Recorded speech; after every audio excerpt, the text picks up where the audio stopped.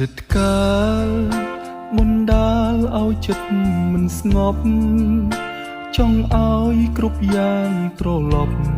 ចង់ឃើញមុខលោកពុកមានគុណអតីតកាល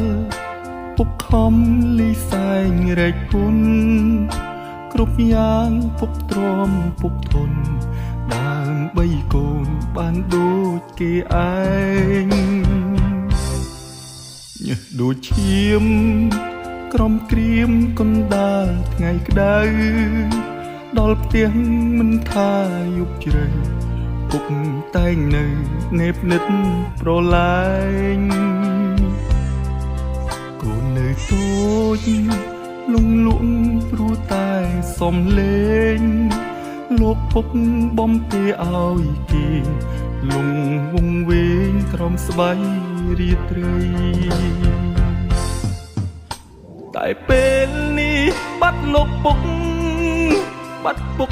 ឆ្ងាយពីភក្ត្រាបាត់ពុកទៅណាមិនស្ដីកូនស្រែកហៅរកលោកពុកទ្វីបលោកមិនប្រណីទាមកផ្ដាច់និស័យឲ្យឃ្លាត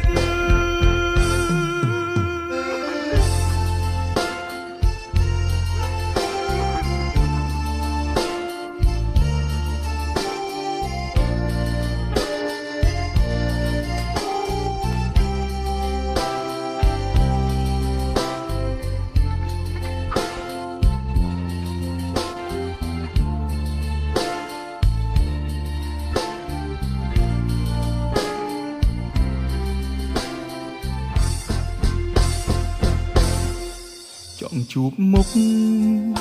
ចង់ឃើញពុកនៅជិតកូនពាក្យពេចន៍បំពេលួងលោមធ្វើឲ្យកូនរឹតនៅ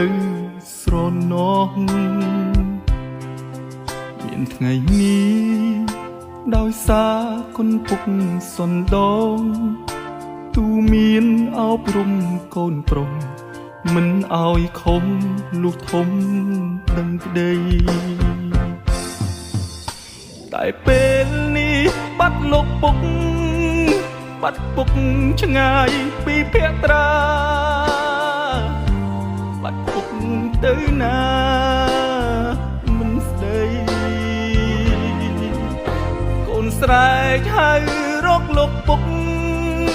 ទ្វីបលោកមិនប្រណីមកផ្ដាច់និស័យ